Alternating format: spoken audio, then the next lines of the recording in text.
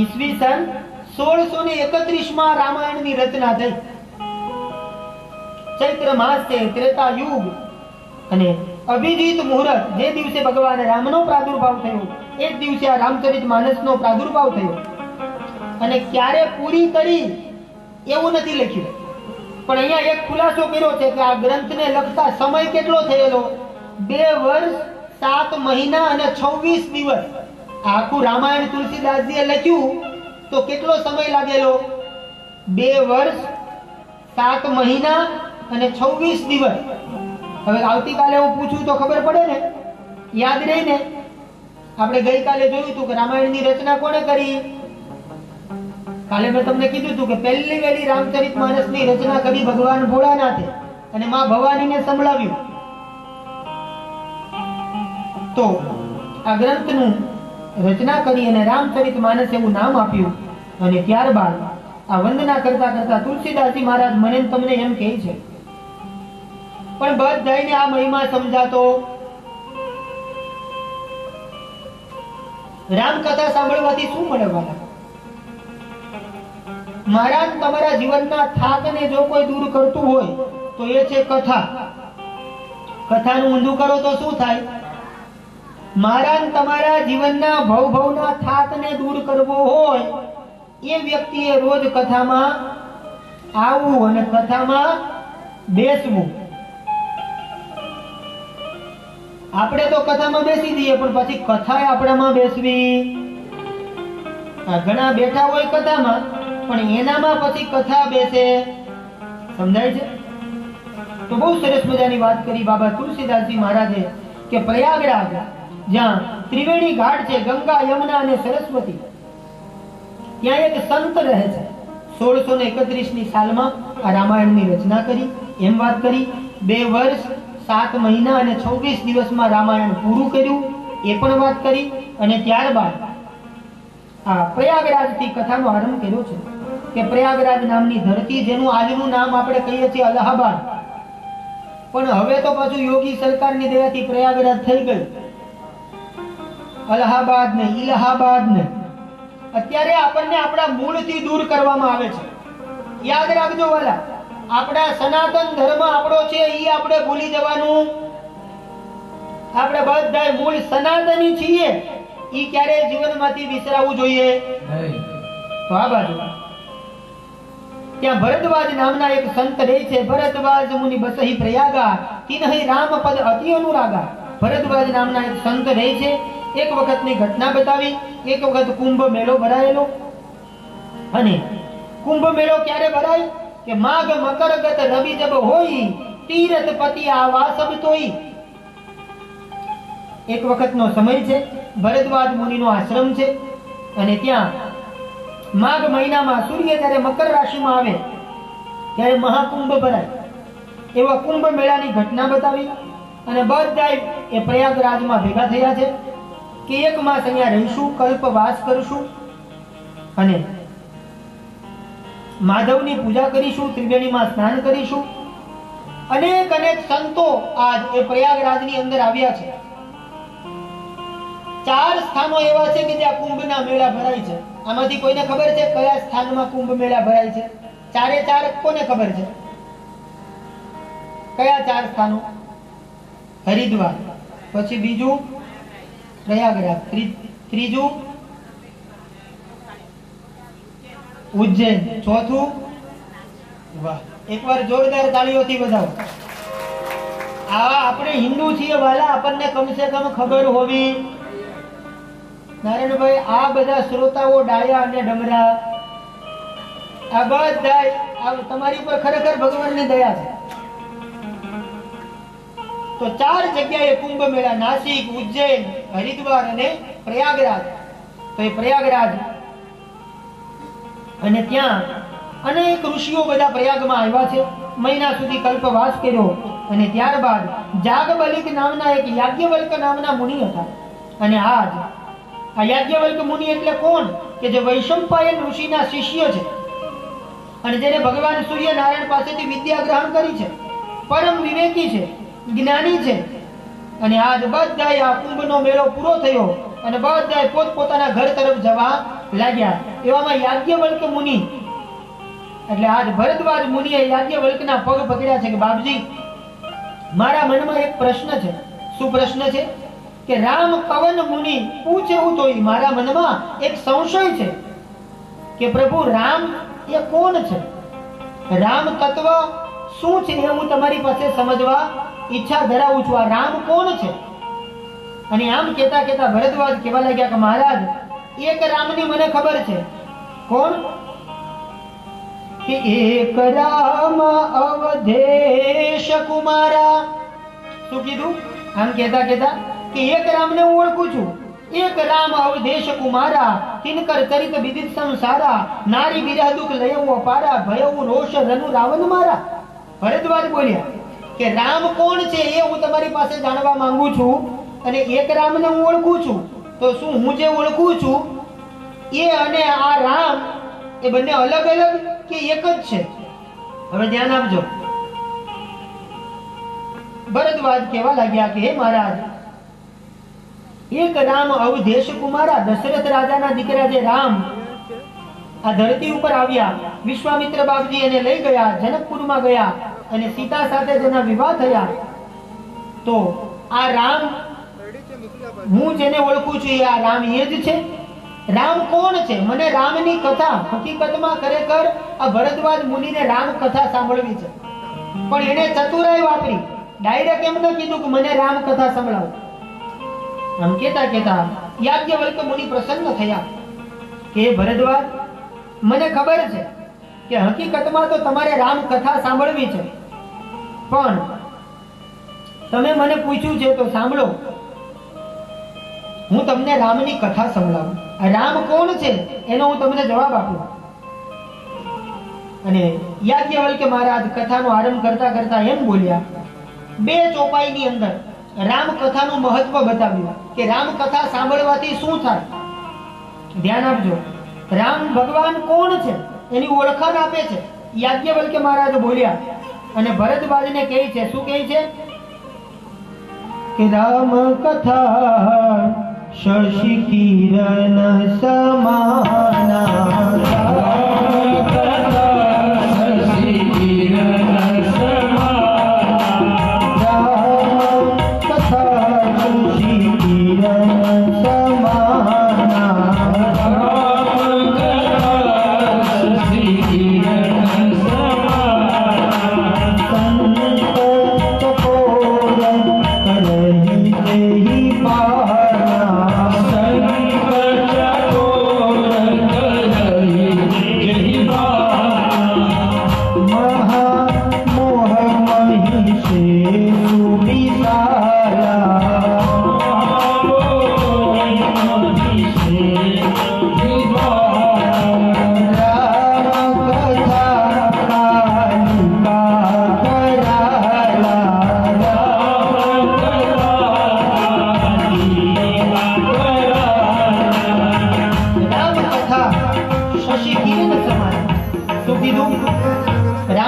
મહિષે રામકથા શશિ કિરણ સમાન. તુલસીદાસજી મહારાજ વર્ણન કરતા લખે છે કે યાજ્ઞવલ્ક મુનિ એ ભરદ્વાજને કહે છે કે રામકથા શું છે? તમારા મનમાં સંદેહ છે કે રામ કોણ છે? રામ બ્રહ્મ છે કે દશરથના દીકરા છે? આ પ્રશ્નનું તમે સમાધાન કરો. ત્યારે હવે યાજ્ઞવલ્ક મહારાજ જવાબ આપે છે કે રામકથા એટલે કોણ? જેમ મારા તમારા મનની અંદર મોહ પેદા થાય અને એ મોહને પછી કોણ મારે? રામ ભગવાન. અને રામની કથા જીવનમાં ઉતરે તો મારા તમારા મોહનું નિકંદન, મારા તમારો મોહ ભાગે. એટલે રામ કથા કાલિકા કરાલા. જેમ મહિષાસુર જેવો અસુર આ દુનિયામાં આવ્યો ને માં કાલિકા, તમારે અહીંયા છે પાનેરા ઉપર માં ચંડિકા, એ માં કાલિકા, એ કાલિકાએ મહિષાસુરનો વધ કર્યો. એમ મારા તમારા હૃદયની અંદર મોહરૂપી મહિષાસુર બેઠો છે. એટલે રામ કથા આપણને સમજાતી. જ્યાં સુધી આપણા આ શરીરમાંથી મોહ ઓછો નહીં થાય ત્યાં સુધી રામ કથા આપણને હૃદયમાં ઉતરશે. અને આમ કહેતા કહેતા યાજ્ઞવલ્ક મુનિ કહેવા લાગ્યા કે તમારે રામકથા સાંભળવી છે તો હું તમને ચોક્કસ સંભળાવીશ, પણ રતિ મહેશ નિજ માનસ રાખા. રામકથા ભગવાન ભોળાનાથે આની રચના કરી અને ભગવાન ભોળાનાથે માં પાર્વતીજીને સંભળાવી. અને ત્યારબાદ આ જ રામકથા કાગભૂષુંડી પાસે આવી અને કાગભૂષુંડી પાસેથી આ કથા યાજ્ઞવલ્ક્ય મુનિ એમ કહે છે કે મેં સાંભળી અને હવે હું આપને કહી રહ્યો છું. એમ ન કીધું કે હું તમને કથા કહું છું, પણ મેં યાજ્ઞવલ્ક્યની ચતુરાઈ તમે જુઓ કે આ રામકથા મેં કાગભૂષુંડી પાસેથી સાંભળેલી અને હું તમને એ કથા સંભળાવું છું. કારણ કે હું આવે એટલે અભિમાન આવે ને અભિમાન આવ્યા વગર રહેતું માણસ તેનું અભિમાન કરે છે એ તો હજી સુધી મને સમજાતું બરાબર છે. એટલે જીવનમાં આપણને જે કાયા મળી છે એનું પણ ક્યારે ગર્વ કરવું, એનું પણ ક્યારે અભિમાન કરવું. ઈશ્વરે આ માનવનું તન આપ્યું છે. આ તન કાંઈ મેં કાલે પણ કીધું હતું કે આહાર નિદ્રા ભયમૈથું નંચ સામાન્ય મેતદ પશુ ભીનરાનમ. ખાલી ખાવું પીવું ને સૂવું આ તો પશુ પણ આપણા કરતા નિયમમાં કરે છે અને આપણે એ પણ કરી શકતા. એટલે આ બાજુ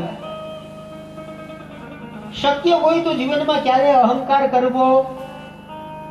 અહીંયા કોઈનું અભિમાન રહ્યું નથી અને કોઈનું રહેવાનું. ઈશ્વરે મને તમને જો આ માનવ દેહ આપ્યો હોય ને તો એ કોકના કોઈ સત્કાર્ય કરતું હોય એમાં લગાવવું, બાકી પછી આ કાયાની કોઈ કિંમત રહેશે. એટલા માટે બિંદુ ભગત લખે, અમારા અમદાવાદનો કવિ બિંદુ ભગત, બહુ સરસ મજાનું એને પદ લખ્યું.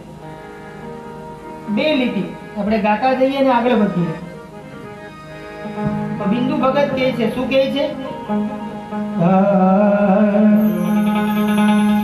કે આ માનવ અવતાર નહીં આવે વારંવાર, તું સમજી સમય સુધાર. આ તો પંખી મેળો છે, આ તો પંખી મેળો છે.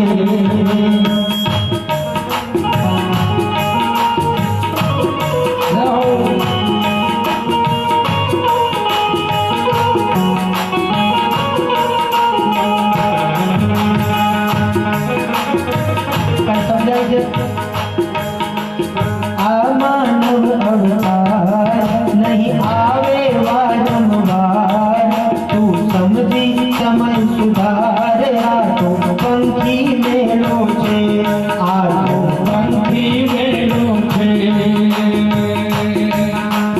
પાણીનો પરપોટો પલભરમાં ફૂટી જાય, જેમ પાણીનો પરપોટો પલભરમાં ફૂટી જાય. આતમ પંખી પિંજરથી ઉડી જાય, અંધારું આતમ પંખી પિંજરથી ઉડી જાય. કઈ સાથે નહીં આવે, કઈ સાથે નહીં આવે, કઈ સાથે નહીં આવે, કઈ સાથે નહીં આવે. તું ફોગટમાં ફૂલાય, આ માનવ અવતાર નહીં આવે વારંવાર, તું સમજી સમય સુધાર. આ તો પંખી મેળો છે, આ તો પંખી મેળો છે, આ તો પંખી મેળો છે.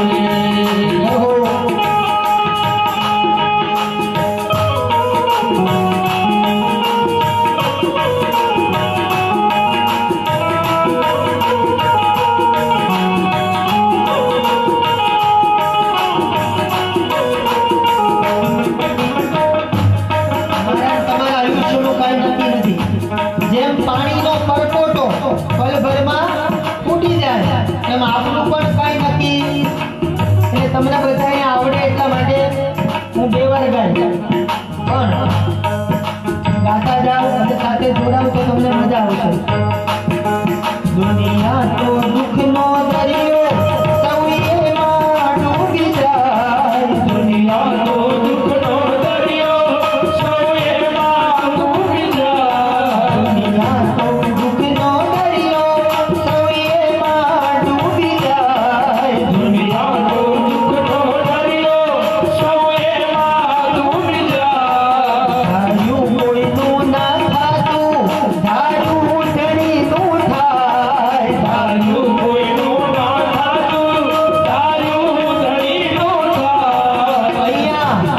ધાર્યું કોઈનું ના થાતું, ધાર્યું ધણીનું થાય. ધાર્યું કોઈનું ના થાતું, ધાર્યું ધણીનું થાય. કોઈ માને કે ન માને, કોઈ માને કે ન માને, કોઈ માને કે ન માને, કોઈ માને કે ન માને.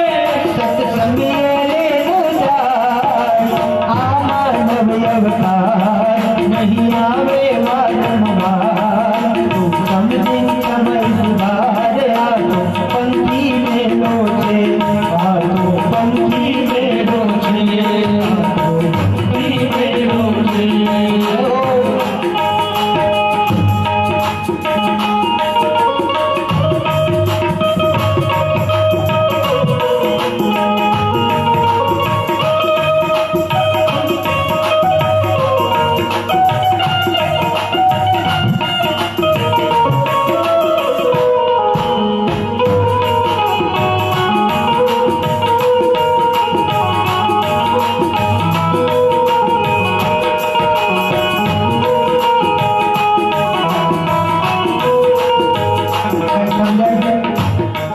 દુનિયા દુઃખનો દરિયો, એમાં આપણું કાંઈ ધાર્યું થતું.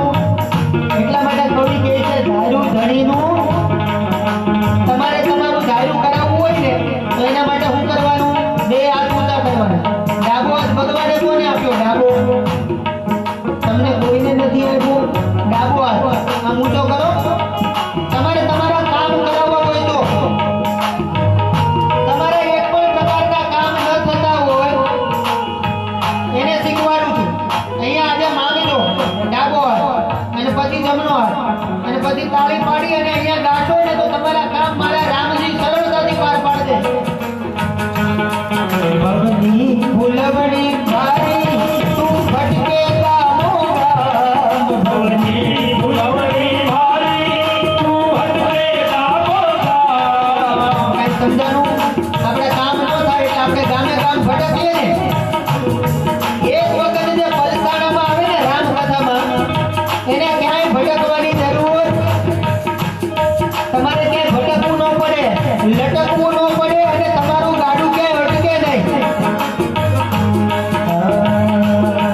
ભવની ફૂલવણી ભારી તું ભટકે ગામો ગામ. ભવની ફૂલવણી ભારી તું ભટકે ગામો ગામ. ભક્તિનું ભાતું ભરતા રાજી થઈ જાશે રામ. ભક્તિનું ભાતું ભરતા રાજી થઈ જાશે રામ. સુખ થાશે, સુખ જાશે, સુખ જાશે, સુખ જાશે, સુખ થાશે, સુખ જાશે.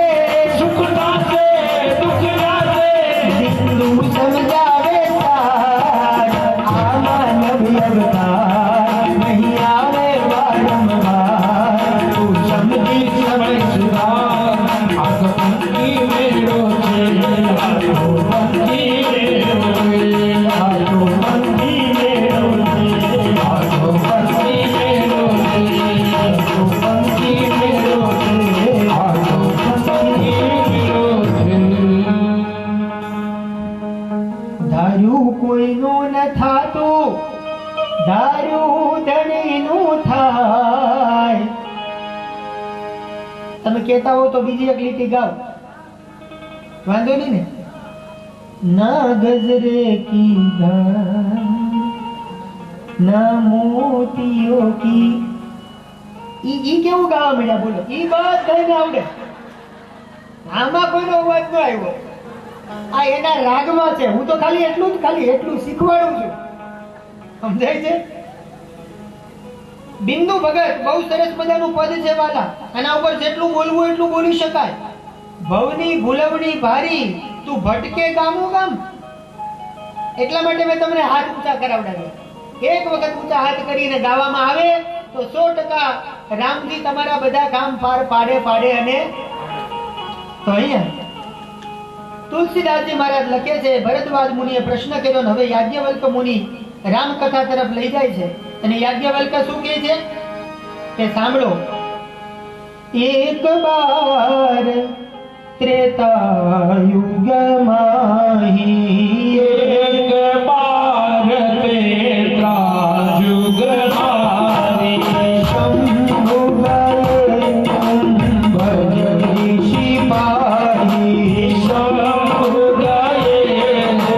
ભજન સિપાહી સંગ સતી જગજનની ભવાની સંગ સતી જગજનની ભવાની સંગ સતી જગજનની ભવાની સંગ સતી જગજનની ભવાની પૂજે ઋષિ અખિલેશ્વર જાની પૂજે ઋષિ અખિલેશ્વર જાની એક બાર તાયુગ માહી એક બાર તેતા શંભુ ગયે ભજન સિપાહી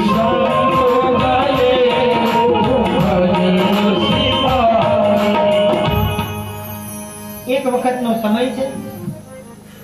યાજ્ઞવલ્ક્ય મુનિ, હવે ધ્યાન આપજો, યાજ્ઞવલ્ક્ય મુનિ ભરદ્વાજને કહે છે કે એક બાર ત્રેતાયુગ માહી અને શંભુ ગયે કુંભજ ઋષિ પાહી. ત્રેતાયુગની અંદર ભગવાન ભોળાનાથ માં સતીને લઈને, અહીંયા લખ્યું છે સંગ સતી જગ જનની ભવાની, એટલે એકલા ભાઈઓએ કથા સંભળાય. અને અહીંયા ભોળાનાથ કહે છે આજે જે ભાઈઓ કથામાં એકલા આવ્યા હોય એને કાલે ઘેરે જઈ અને એના ધર્મપત્નીને કહેવાનું, શું કહેવાનું, કે જો ભોળાનાથ પણ ક્યાંય એકલા જતા એટલે હાલો આપણે પણ, સમજાય છે. અને જે પાર્વતીજી એકલા આવ્યા હોય, હા ખાલી ભોળાનાથ નહીં, જે પાર્વતી એકલા આવ્યા હોય એને પણ કાલે એના ભોળાનાથને કહેવાનું કે મારા ભોળાનાથ, આ ઈ તો એમ જ કહેવાય ને. અને ઈ તો તમને સારી રીતે આવડે, બેનોને ઈ સારી રીતે આવડે. બોલો, એના ભોળાનાથ પાસેથી એને કઈ કામ કઢાવવું હોય ઈ આ બેનડીઓને આવડે ને એવું લગભગ કોઈને નહીં આવડતું. સમજાય છે? તમે વિચાર કરો, ક્યાં કૈલાસ, ભગવાન ભોળાનાથ કથા સાંભળવા માટે આવ્યા, ક્યાં ઉત્તરમાં આવેલું એ કૈલાસ. એ કૈલાસ માનસરોવરથી ભગવાન ભોળાનાથ અને સતી કથા સાંભળવા ઉત્તરથી દક્ષિણ સુધીની યાત્રા કરી છે. વિચાર કરો કેટલા દૂર ગયા કથા સાંભળવા માટે. અને આપણે આપણા ગામમાં કથા આવી હોય ને તોય વિચાર કરીએ કે આજે નહીં, હજી તો કાલ દાદા રામ જન્મ કરાવશે, આપણે રામ વિવાહમાં જવું છે, આવું વિચારીને બેઠા હોય ને એના નસીબમાં શિવ વિવાહનો લાભ એને મળે. સમજાય છે? તો અહીંયા જે ભોળાનાથ એકલા આવ્યા હોય એને એના પાર્વતીજીને લઈને આવવાનું કાલે, અને જે પાર્વતીજી એકલા આવ્યા હોય એને ભોળાનાથને, જેમ કે પાર્વતીજીએ રસ્તો જોયો હોય ને એટલે એના ભોળાનાથનું બાવડું પકડીને કહેવાનું હાલો. સમજાય છે ને?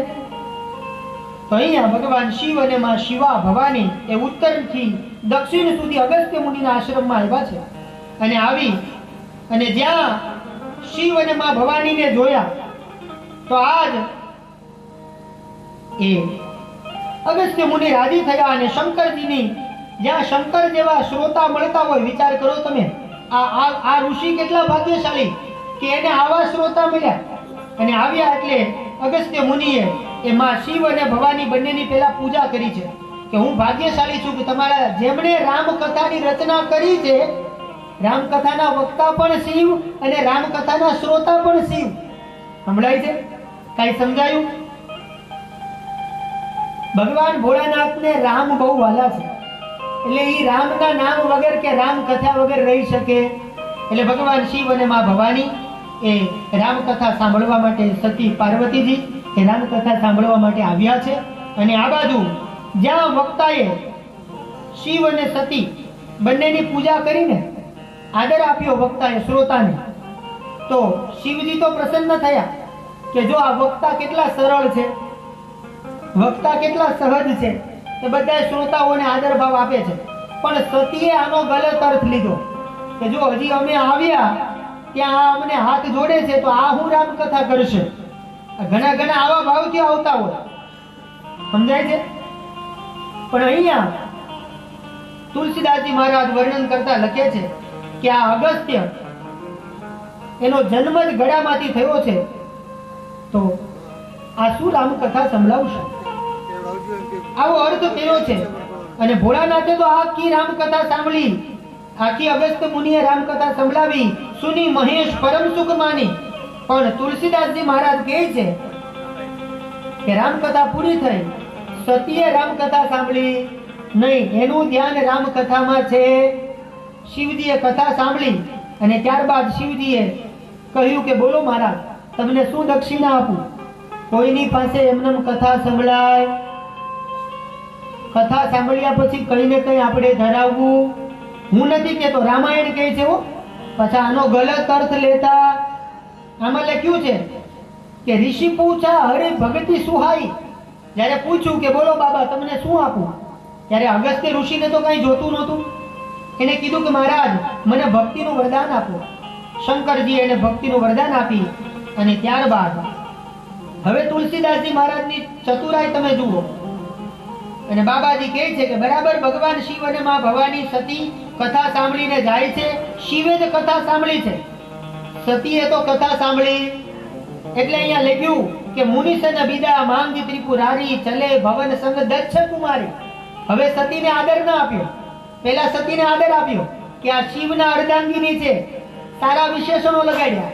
પણ કથામાં મન ન લગાવ્યું એટલે હું કીધું દક્ષ કુમારી. દક્ષ એટલે અભિમાન. હવે આ મોટા બાપની દીકરી જઈ રહી છે.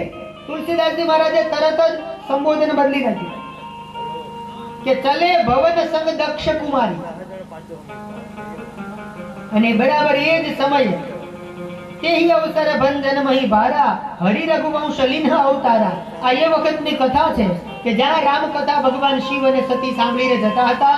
એવામાં અહીંયા તુલસીદાસજીએ સરસ મજાનો પ્રસંગ લખ્યો કે બરાબર રામ, લક્ષ્મણ અને માં સીતા એ દંડકારણ્યમાં, એટલે આ તમારા પંથકમાં દંડકારણ્યમાં વિચરણ કરતા હતા. અને જ્યાં શિવ અને સતી જતા હતા એવામાં એમને રામ, લક્ષ્મણ અને સીતા ત્રણેયને જોયા. એટલે રામજીએ દૂરથી શિવજીને વંદન કર્યા કે આ કોણ છે? કે જય સચ્ચિદાનંદ જગ પાવન. હું કીધું આ કોણ છે? કે જય સચ્ચિદાનંદ જગ પાવન અને અસ કહી ચલે મનોજ નસાવા. કે આ સચ્ચિદાનંદ સ્વરૂપ મારા ઈષ્ટદેવ છે. આમ કહી અને રામ જ્યાં વિચરણ કરતા હતા, ભગવાન ભોળાનાથે રામને જય સચ્ચિદાનંદ કહી અને વંદન કર્યા. તો અહીંયા પણ સતીએ શંકા કે તમે આમને કેમ વંદન કરો છો? ત્યારે ભોળાનાથે કીધું કે દેવી આ મારા ઈષ્ટદેવ છે. અને મુનિઓ જેનું ધ્યાન કરે, સંતો જેનું ધ્યાન કરે, છતાં પણ આ રામ એને મળતા કે મુનિ ધીર જોગી સિદ્ધ સંત વિમલ મન દેહી જાવરે કહીને ચિઠ્ઠી ગમા પુરાણ આગમ સાસુક કીર્તિ ગાવરે.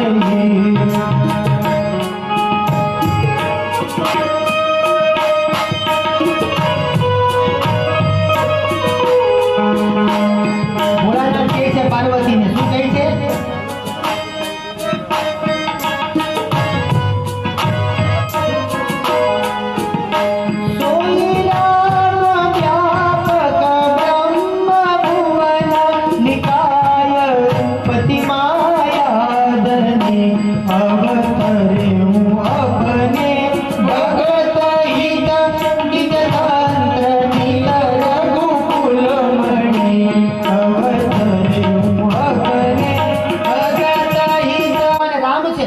અને જે નરલીલા કરી રહ્યા છે આ નિરાકાર અત્યારે. અને અમે સંતો એમ કહે છે, વિચાર કરો ત્રેતા યુગ, ધ્યાન આપજો.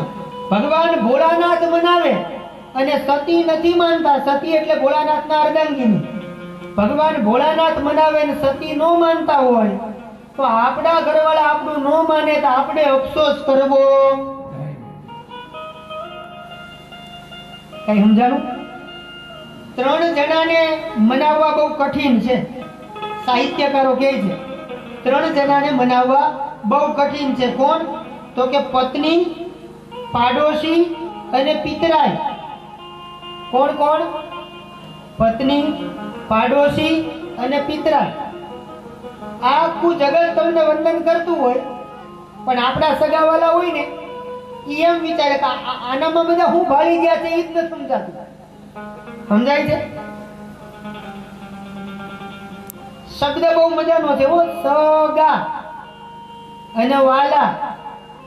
જે વાલા હોય ઈ સગા નથી હોતા, અને જે સગા હોય ઈ તમે બોલ્યા.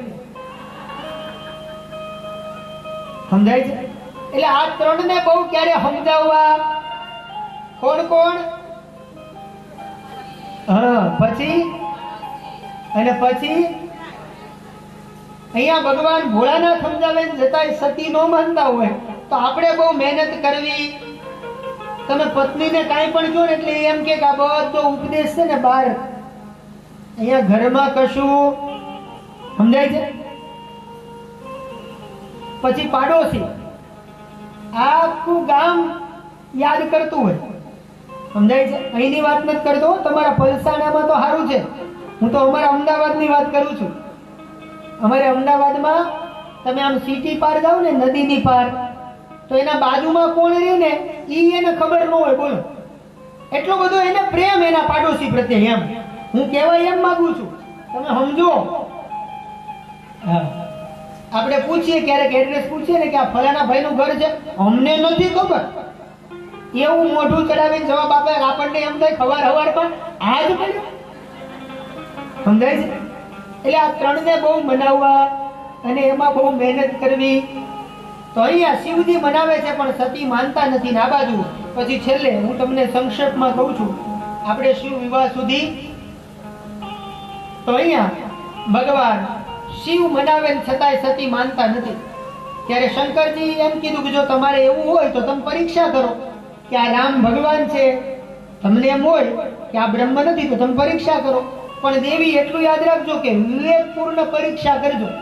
વિવેક ભૂલતા આ બાજુ શિવજી કહે છે કે નક્કી આમાં મારા ઈષ્ટદેવની કઈક લીલા હશે. હોય સો જોઈ રામ રચી રાખા, કો કરી તર્ક બઢાવહી શાખા. આમાં નક્કી મારા રામની કઈક લીલા હશે.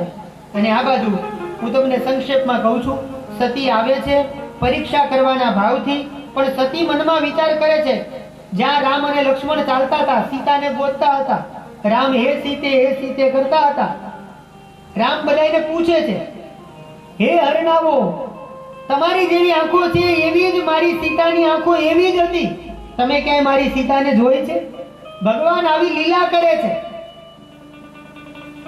આપણને પણ આવો સંદેહ થાય કે શું પરબ્રહ્મ હોય તો નારીના વિરહમાં એને રડવું પડે? ભગવાન રામ જેવા દુનિયામાં કોઈ એક્ટર નથી. હો, યાદ રાખજો વાલા. હવે તમને સમજાવું. આમાંથી તમે કોઈ ફિલ્મનું શૂટિંગ જોયું છે? ફિલ્મનું શૂટિંગ તમે કહો કે દાદા શિવ વિવાહમાં શૂટિંગ ક્યાં લાવ્યા? પણ તમને સમજાવવા માટે તમારે આપણે આજે રામાયણ છે ને, રામાયણ એનું શૂટિંગ ક્યાં થયું? આમાંથી ખબર છે કોઈને? અહીંયા તમારા જ પંથકમાં એનું શૂટિંગ થયું છે વાલા. કઈ જગ્યાએ થયું શૂટિંગ? હા, હવે બરાબર જવાબ આવ્યો. એની તો આપણને ખબર હોવી જ જોઈએ. આપણા વિસ્તારમાં તમે ભાગ્યશાળી છો વાલા. અહીંથી થોડાક આગળ હાલો ને એટલે શું આવે? ત્યાં રામાયણનું શૂટિંગ. હું તમને હવે વાત ઉપર ધ્યાન આપજો. એટલે જે જગ્યાએ શૂટિંગ ચાલતું હોય ને ત્યાં ડાયરેક્ટર હોય ને, ડાયરેક્ટર એ બધાને આમ સ્ક્રિપ્ટ લખીને આપે કે તમારે આટલું બોલવાનું, તમારે આમ બોલવાનું, તમારે આમ હાથ હલાવવાનો, તમારે આમ કરવાનું, આમ કરવાનું. પણ એ હીરો કે કોઈ પણ વ્યક્તિ એ ડાયરેક્ટર સમજાવે એ પ્રમાણે બરાબર એક્ટિંગ ન કરે ને ત્યારે ડાયરેક્ટર પોતે મેદાનમાં ઉતરે અને પછી એમ કે જો આમ નહીં આમ કરવાનું. સમજાય છે? એમ ભગવાન મને તમને આ રામ નિરાકાર સાકાર બનીને એટલા માટે આવ્યા, મને તમને કહેવા લાગ્યા કે આમ નહીં આમ જીવન જીવાય. સમજાય છે? એટલા માટે આ ઉદાહરણ આપું છું તમને. તો અહીંયા રામ અને લક્ષ્મણ જ્યાં જતા હતા સીતાના વિયોગની અંદર, હવે સતી વિચાર કરે કે શું કરવું. એટલે સતીને કાંઈ વિચાર મનમાં કોઈ બીજી વસ્તુ ન સૂજી એટલે એને વિચાર કર્યો કે હાલ સીતાને જ ગોતે છે તો સીતાનું રૂપ લઉં. એટલે જ્યાં રામ અને લક્ષ્મણ જતા હતા તો સતીએ શું કર્યું? સીતાનું રૂપ લઈ અને આગળ આગળ ચાલવા લાગ્યા. રામ અને લક્ષ્મણ ચાલતા હતા એની આગળ આગળ ચાલવા લાગ્યા. લક્ષ્મણજી ઓળખી ગયા કે આ માતાજીને આ રોગ લાગુ. હવે જો લક્ષ્મણજી ઓળખી ગયા હોય તો રામનો તો કોઈ સવાલ જ ન થતો ને. રામની હારે રહેવા વાળા જો ઓળખી જતા હોય તો રામ તો ઓળખી જ જાય. પણ છતાં રામજીએ વિચાર કર્યો કે હવે સંબોધન શું કરું? માં કહું તો યોગ્ય નથી, પત્ની કહેવાય નહીં, સંબોધન શું કરું? એટલે રામજીએ સરસ બુદ્ધિ દોડાવીને કીધું કે જોરી પાની પ્રભુ કિન્હ પ્રણામું પિતા સમેત લીન્હ નિજ નામું. રામજીએ એ આગળ આગળ જ્યાં સતી ફરતા હતા એને પ્રણામ કરી અને રામજી કહેવા લાગ્યા કે કેમ એકલા ફરો છો? મારા પિતા ભગવાન ભોળાનાથ ક્યાં છે? અન સતીને બધું સમજાઈ ગયું.